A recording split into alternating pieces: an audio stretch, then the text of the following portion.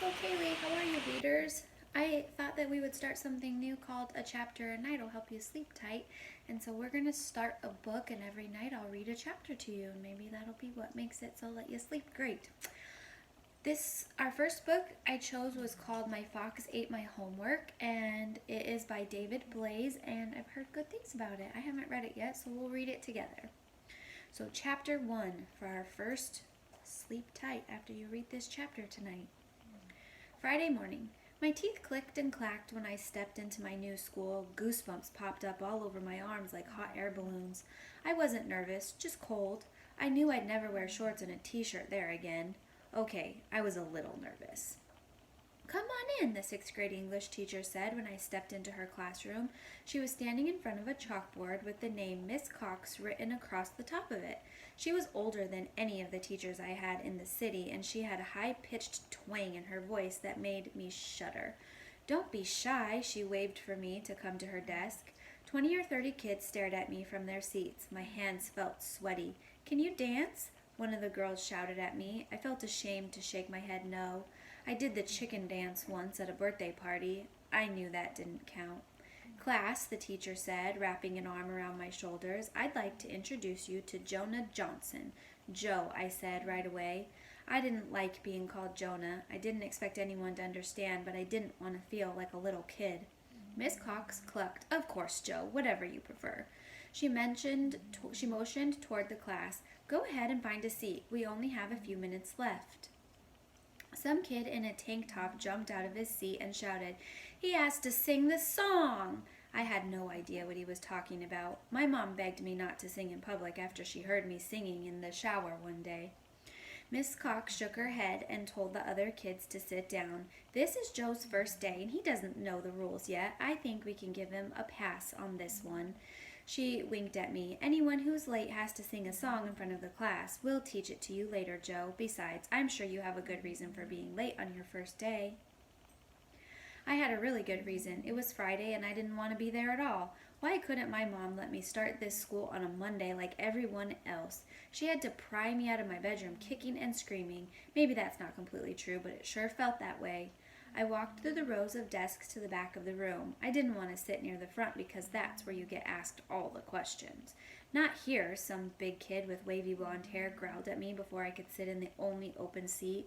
He was so big he looked like he was supposed to be in the 9th grade. He stared at his desk when he spoke. "That seat is reserved."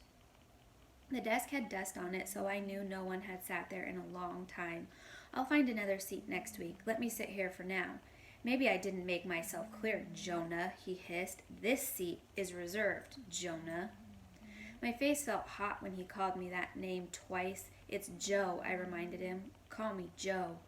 He stood straight up, kicked his chair back, and waved a fist at me. I gulped. He was the tallest sixth grader I'd ever seen. He was wearing a gray t-shirt and gray shorts. Mrs. Cox appeared by my side out of nowhere. "Do we have a problem here, Shane?" The kid snickered, shook his head, and sat back down. Miss Cox took a deep breath and motioned for me to follow her. She led me right back to the front row of desks and an open seat.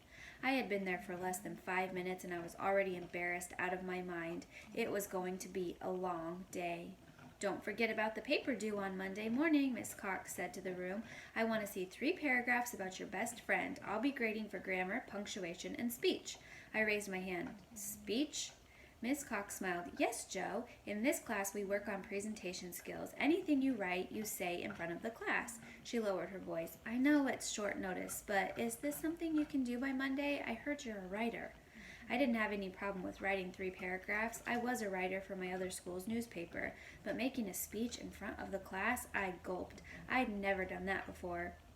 I looked up at Miss Cox and said, the only thing I could say to save myself more embarrassment, "Sure, no problem." The class bell rang and everyone jumped out of their seats. There was so much noise and talking in the room I couldn't concentrate on how scared I was about Monday morning.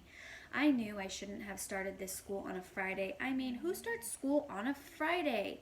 "Are you okay?" the girl next to me asked. She had 2 ponytails and big dimples. I stood up and slung my backpack over my shoulder. "I don't know yet." She chuckled and stood next to me with a huge smile. "My name's Melissa." I pulled my new class schedule out of my backpack. Do you know where room 104 is? She snatched the paper out of my hand and headed toward the door. Yeah, that's my next class too. Follow me. At least there was one friendly person at the school. She had a bit of a twang in her voice, but not as bad as Mrs. Cox. I'd have to get used to it in the country. Where are you from? Melissa asked when we walked into the hall. Orlando, I said proudly. She had to be impressed with a city boy like me come into this small country town in Alabama. She smiled and kept walking.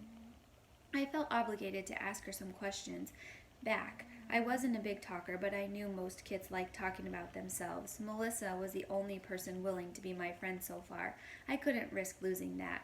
Where are you from? She stopped in front of room 104, looked directly in my eyes, and said, I came from my mama. She burst out laughing. She didn't stop laughing, and it was so contagious I couldn't help but laugh with her. The laughing stopped when Shane appeared by my side.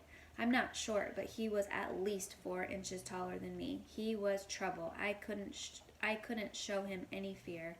We need to talk, he blurted out. He didn't look angry like before. I didn't know how much I could trust him, and I didn't know how much time there was until the next class started. It'll only take a minute, he pleaded. I glanced at Melissa. She shrugged her shoulders and walked into the classroom. I'll save you a seat, she promised. I looked back up at Shane. It's fun to mess with the new kid. I don't want any trouble. Shane frowned like he was hurt. I'm sorry about earlier, he confessed. I wasn't sure how to respond. All I could say was, oh, okay. He smiled for the first time and punched my shoulder playfully. So you're a writer? This was going a lot better than I expected. It wouldn't be hard making friends after all. I dabble here and there, I proclaimed. I won an award at my other school. Shane's eyes got big. That's awesome, he shouted. Another kid wearing a tank top joined us. His hair was cut like a sailor's. It took me a second to realize he was the kid from Miss Cox's class who had tried to make me sing a song. Hey, Joe, Shane said to me. This is my best friend, Sam. They pounded fists. Isn't it funny that Miss Cox wants us to write a paper about our best friends? My stomach churned. I had a bad feeling this wasn't going so well after all. Sam and I grew up together, Shane continued. We liked to go fishing and hunting.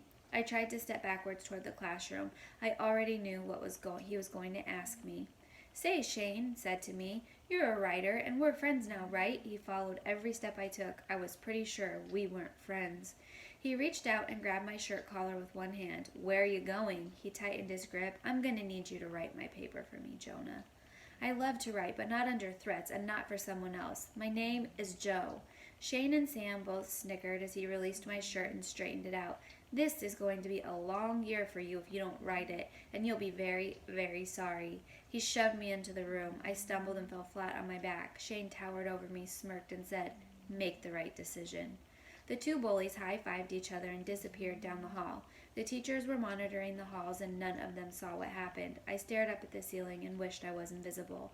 Are you okay? Melissa asked after I got up and sat next to her.